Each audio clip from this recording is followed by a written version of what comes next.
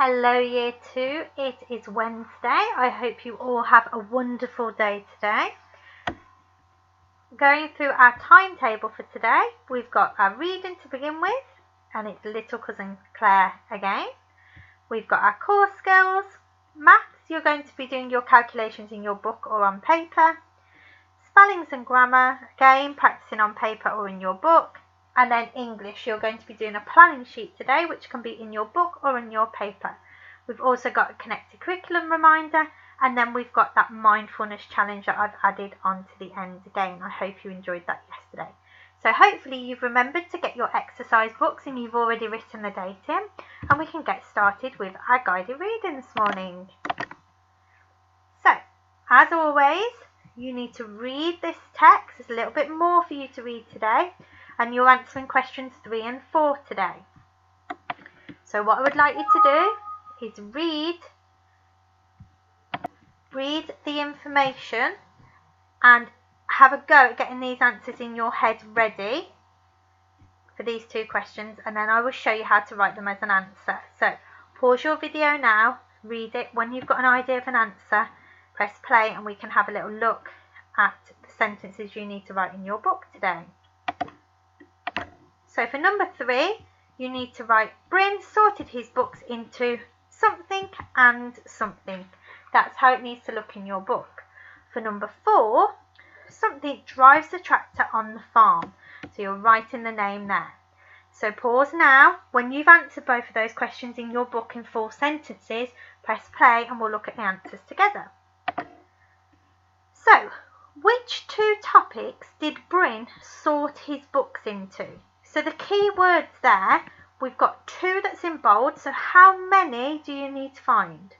That's right, 2. This is where some of you drop marks because you're looking, you just write 1 instead of the 2. So we've got to look carefully. If it's in bold, it's giving us a clue. So which 2 topics did Bryn sort his books into? So I'm going to read it to you. But Bryn hadn't finished. He started to sort out his books. So you can see the word sort. You can see his books there. They're the words we were looking at for. So he'd started to sort out his books and put all the ones about animals together and all the ones about trucks together. He wondered if Claire would like different kinds of books as she was a girl, but he couldn't imagine anyone not liking animals and trucks. After all, his mother was always driving big tractors at the farm. So, have a little look now. These were your 2 sentences. Bryn sorted his books into something and something. So we know it's telling us here what he sorted those books into. What were the 2 things that he said? Okay, and then it says, who drives the tractor on the farm? Well, here we've got drives the tractor on the farm, driving tractors on the farm. It's his mother. So this is what your answer should look like. Bryn sorted his books into animals and trucks. Okay, so for question number 3, you should have the sentence, Bryn sorted his books into animals and trucks. If you printed it off, it should say animals and trucks on here. They're the 2 different categories, topics that he sorted it into. Who drives the tractor on the farm? Was it Bryn? No. Was it Bryn's dad? No. Was it Claire? No. Was it Bryn's mum? It was. It says here, after all, his mother was always driving big tractors on the farm. So your sentence should be, Bryn's mum drives the tractor on the farm. That is the end of your guided reading. Have a little look to see if you got them right. If you didn't, now's your time to go back and change them, but hopefully you were able to answer those questions. Moving on to our core skills now. So you've got 20 minutes to practice TT Rockstars, hit the button or calculations in your books. I think we're getting used to it now. We're managing to check to see how you're getting on. So I don't think I need to tell you much more than that. Pause it now. Have your time on your laptop or tablet or in your books. And when you're done, press play and we're going to do our maths. You will need your book or some paper for maths today because we're doing some calculations. Okay guys, off you go. Okay, welcome back. I hope you've enjoyed your core skills and you're ready for your maths now. Your maths work is going to be recorded in your book or paper, and you're going to be answering some calculations using column subtraction today. Now, this lesson can be a little bit tricky, so I've tried to break it down a little bit differently today, and I'm going to try and explain it as clearly as I can, but it might be that you need some apparatus at home to help you. So it doesn't need to be cubes because you've probably not got those, but it could be anything like Cheerios, animals that you've got at home, cars, pencils, whatever you've got might help you. So if you want to go and get some equipment now to help you, then you can. So pause the video if you're going to go and get some bits, and I'm going to explain it as clearly as I can without showing you with the cubes. Okay, hopefully you've got the bits you need now. So we're going to have a little look at this together. So what I've done is I've answered it and I've broken it down into lots of different sections. So our calculation is 12 take away 3. Well, you can see here that it's not just about taking away our units, because can we take 3 away from 12? From 2, sorry. No, we can't. So when that happens, what do we need to do? When the number we are taking away, the number of units we are taking away, is bigger than the number of units we've got in our number, it can't simply be split into tens and units and ones, can it? What do we need to do? So we haven't got enough units. What could we do? So we can swap our 10. So at the moment we've got 1 10 and 2 units.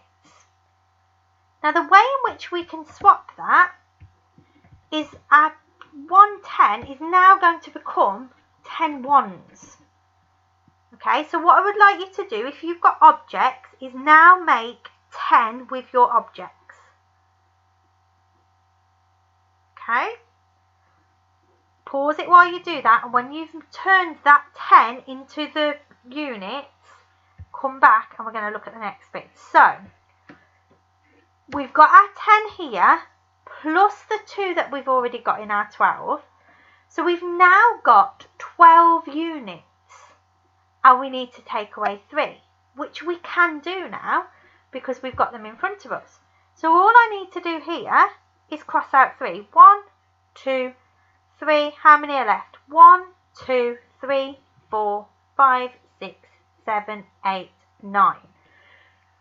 This can be a bit tricky, and it's going to take you a while to work it out. So your first job, I'm just going to run through it again, is to get your tens in units. So we've got 1 10 in the number 12. So there's my 10, and we've got 2 units. That shows 12. However, we've not got enough units to take away. We can't take away 3 from 2. What can we do? We can swap the 10 for 10 ones or units. So this is where you then swap your 10 for 10 units. You should then have 12 ones or 12 units altogether, and you can then take your 3 away. I hope that makes sense. If it doesn't, get an adult to go through this with you again. Okay, let's have a little look. Because what I want you to do is draw your 10s and 1s and then exchange a 10 for your 1s to show your understanding. So using this same strategy, if you were going to do this one, 13 take away 4, have we got enough units? Can we take away 4 from 3? No, we can't. Okay, so what do we need to do? So the first job is we're going to make our number 13 with tens and units. So how many tens are in the number? 1. How many units are in the number? 3. So on your paper or with your equipment, you're going to make 1 10 and 3 units. You're making the number 13. Then, because we haven't got enough units, we're then going to swap our 10 for 10 ones. So swap your 10 for the 10 ones. You should then have 13 ones or units, and then you can take away your 4. Do the same for 14 take away 5 and the same for 11 take away 4. pause it now, work your way through. If you're finding it tricky, get an adult to go over the first one with you, and then when you're ready, press play and we'll look at the answers together. Okay, so you should have made got your 13 singles, your units or your ones, and then took 4 away. You would have got the answer 9. If you didn't get that, have another little go now. So count out 13 units because you've exchanged that 10, then take 4 away. Okay, 14 take away 5, the answer is 9. So again, you should have ended up with 14 units, and then you took 5 away, you would have ended up with 9. Then we've got 11 take away 4 equals 7. So you should have had 11 units because you've got to swap that 10 because we can't take 4 away from 1. Then you take the 4 and your answer is 7. This is quite tricky. So if you don't get this, please do not move on to your secure it. Get your grown-ups to give you some more calculations where the number you're taking away, the number of units you're taking away, is bigger than the units you've got in your 2-digit number. And have a go. Use equipment, anything you've got at home.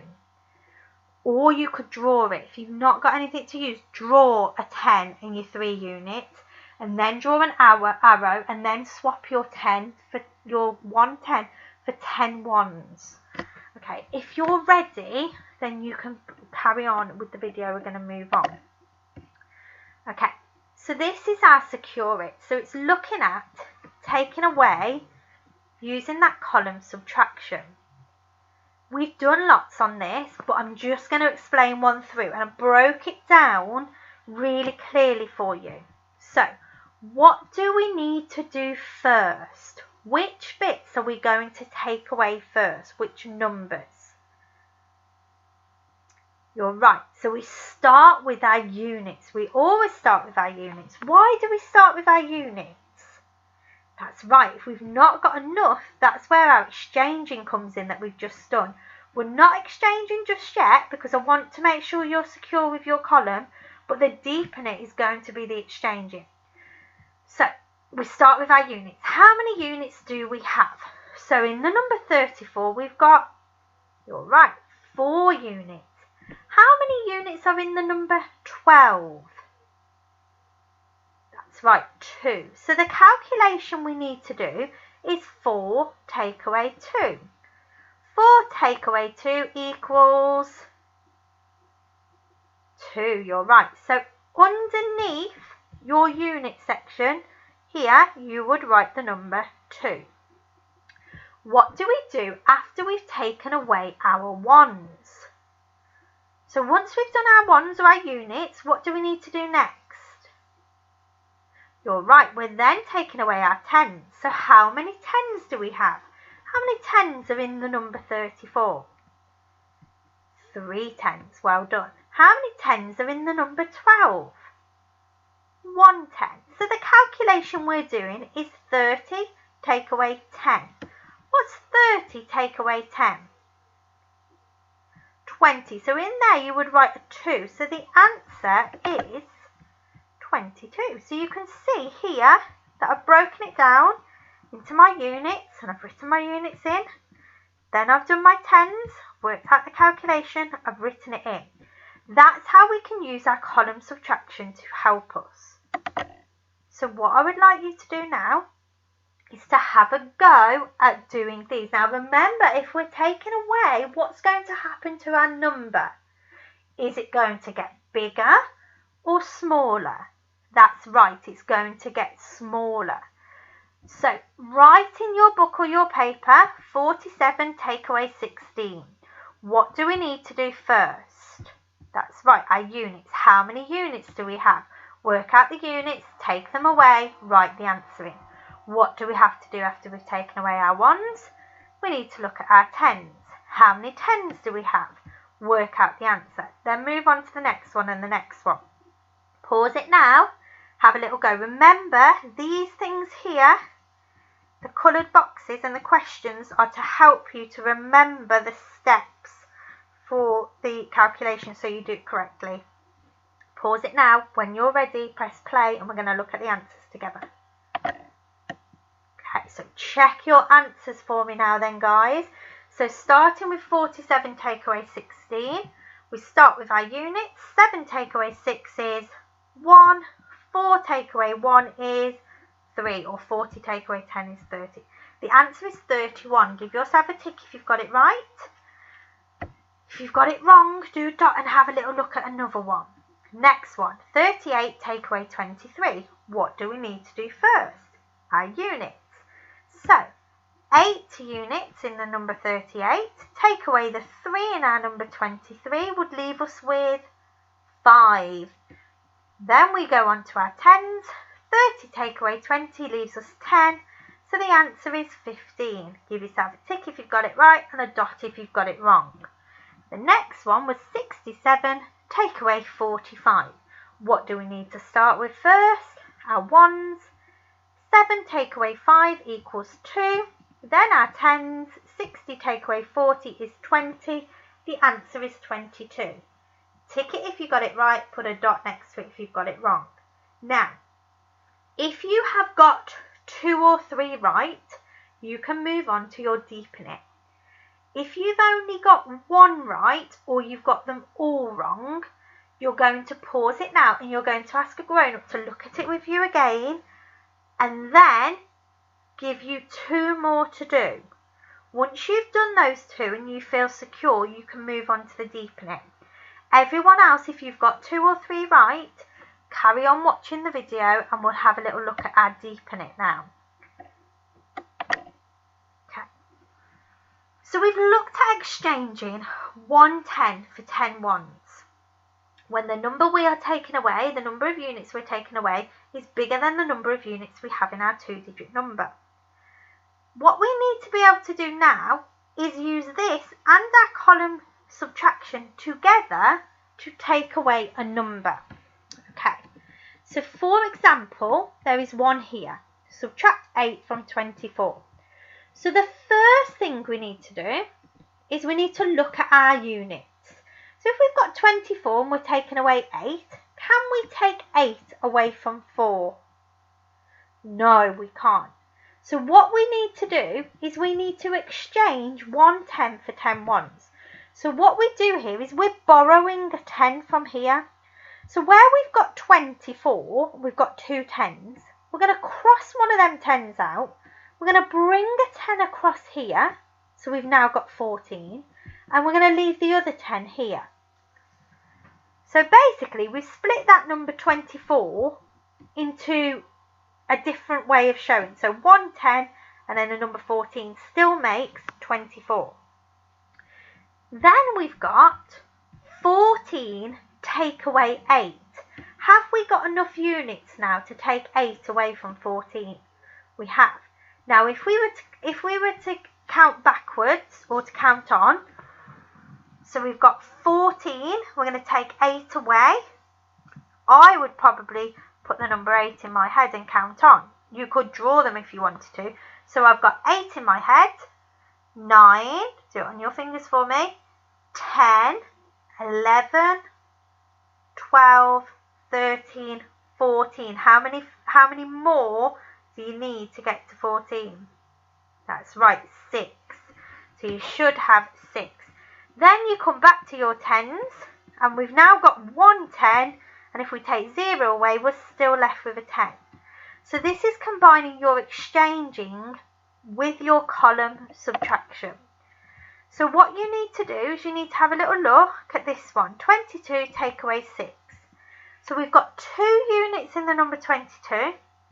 We've got 6 units in the number 6. Can we take 6 away from 2? No. So we're going to have to borrow a 10.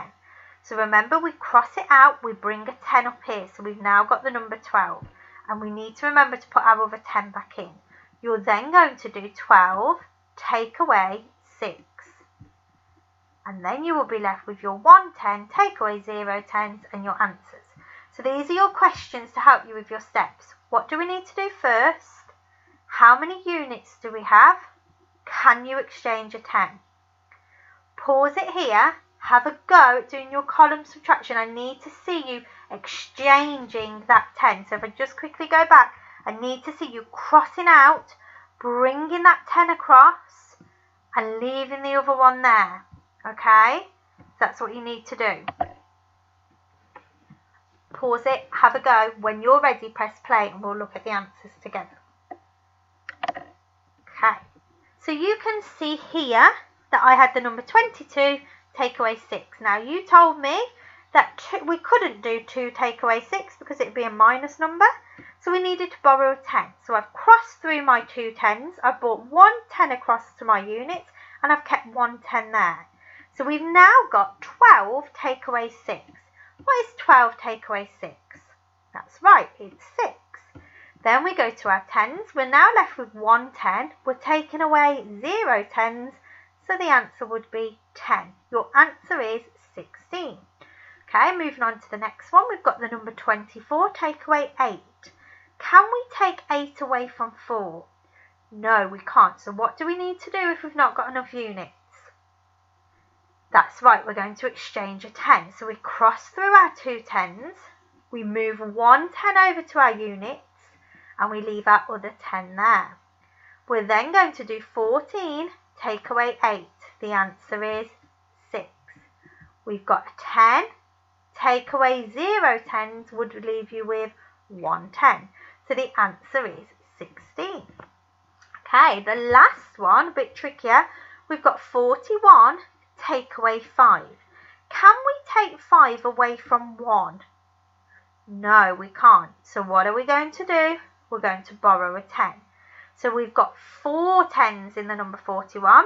So we're going to cross that out, bring 1 10 across to our units. If we have 4 10s and we've brought 1 across, how many would we be left with? That's right, 3 10s. So we can then do 11 take away 5 leaves us with 6.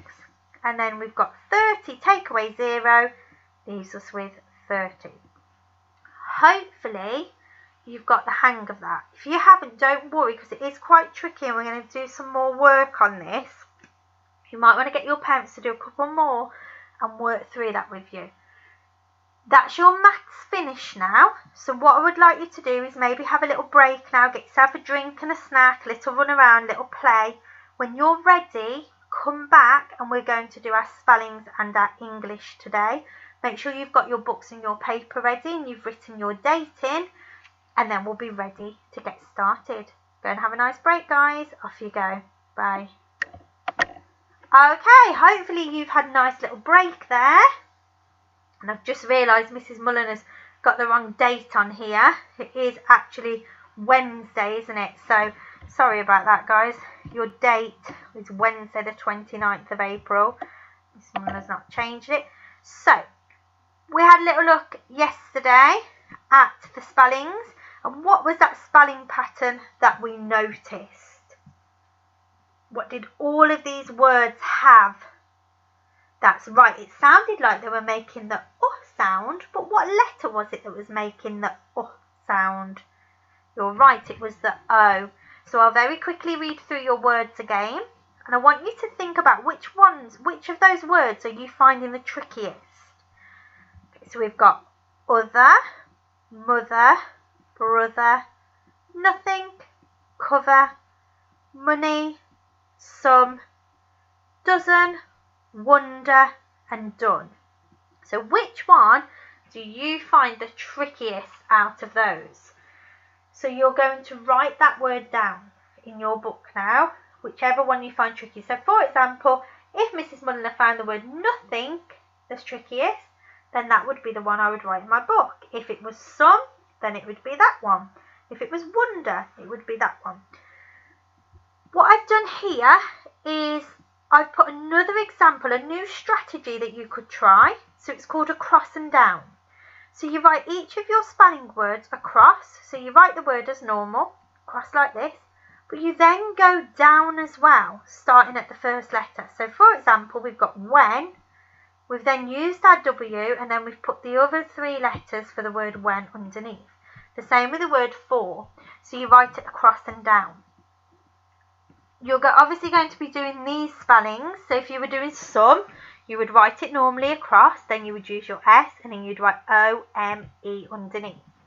So it's called across and down.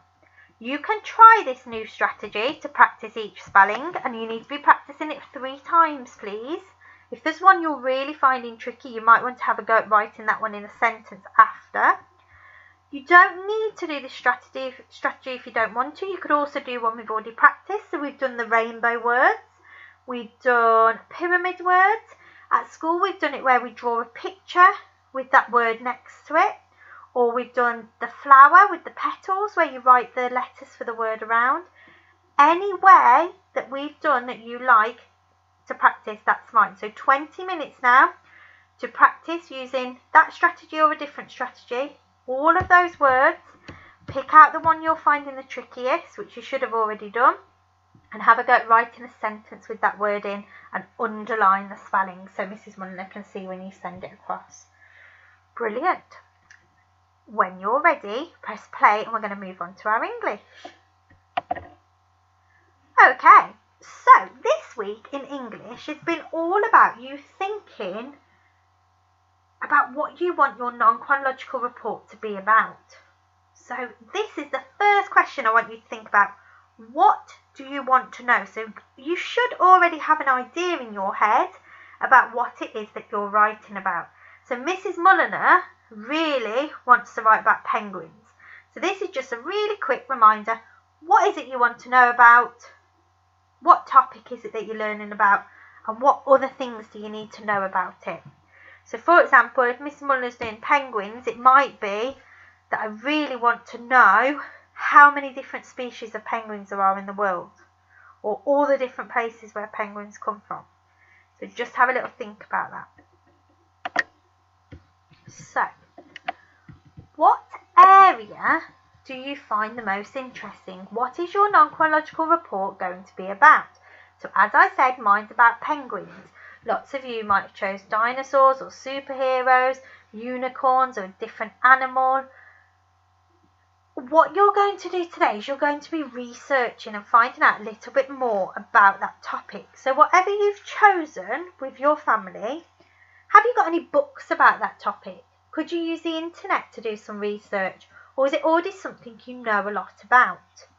You're going to research information about your topic and you're going to organise it into something called a thought shower.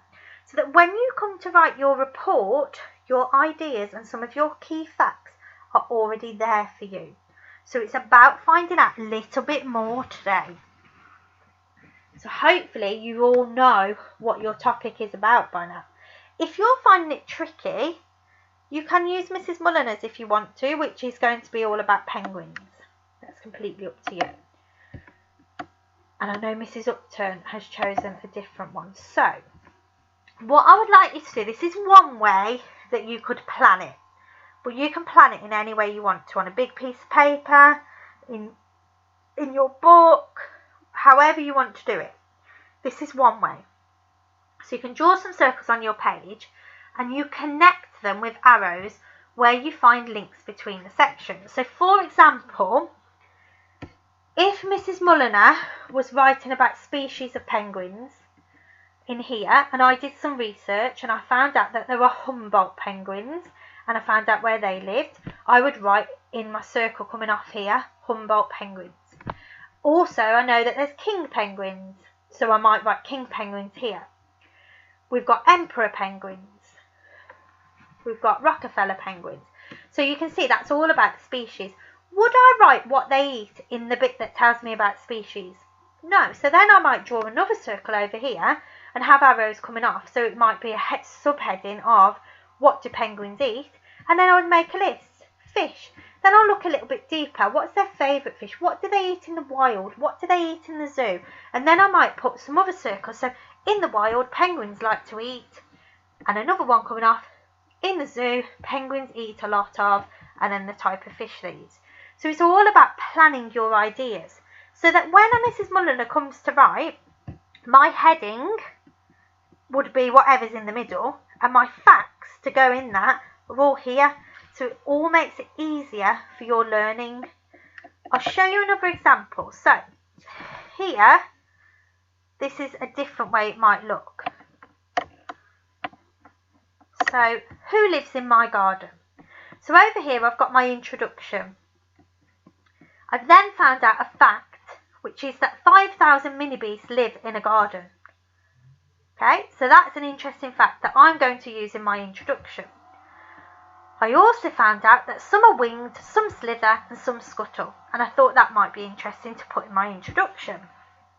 Okay, so that's one section. You can see that when I come to write, I've already got my title, I've got my introduction and two interesting facts that I'm going to put in there, and I've then got a heading over here. Who lives in the garden? So bees buzz around the garden, they're essential for our ecosystem. So that's something I want to write about underneath that heading. Now, you might want to put another of the animals, so snails, and tell me something about them. Over here we've got who lives in our homes.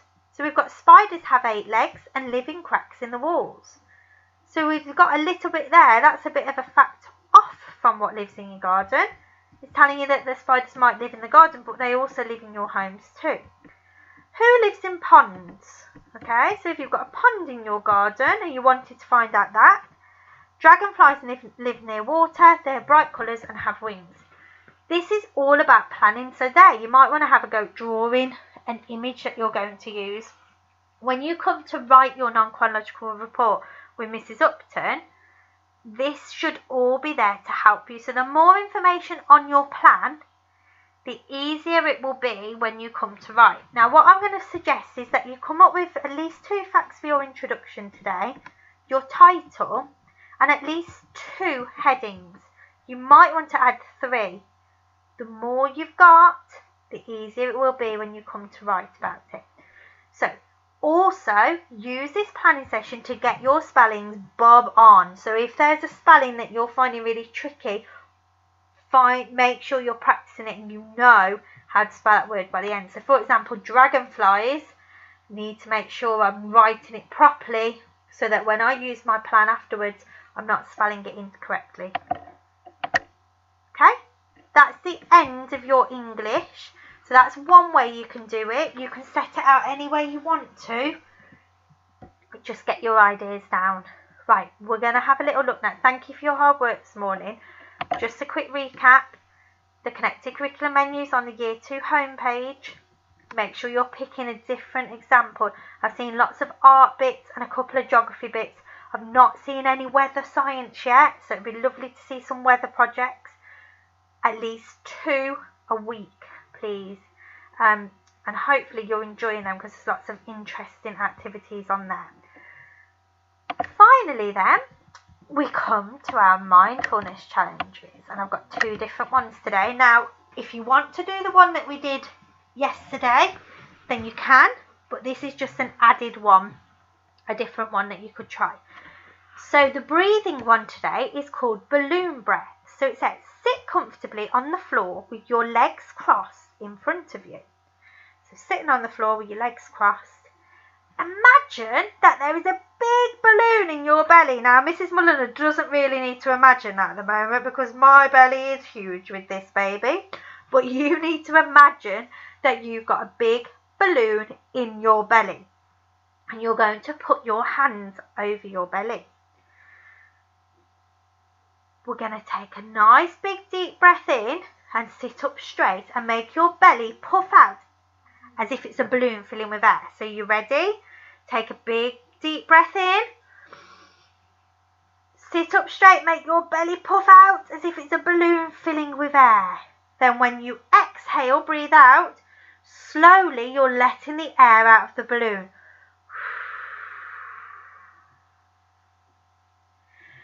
As you let the air out, roll your shoulders and bend forward.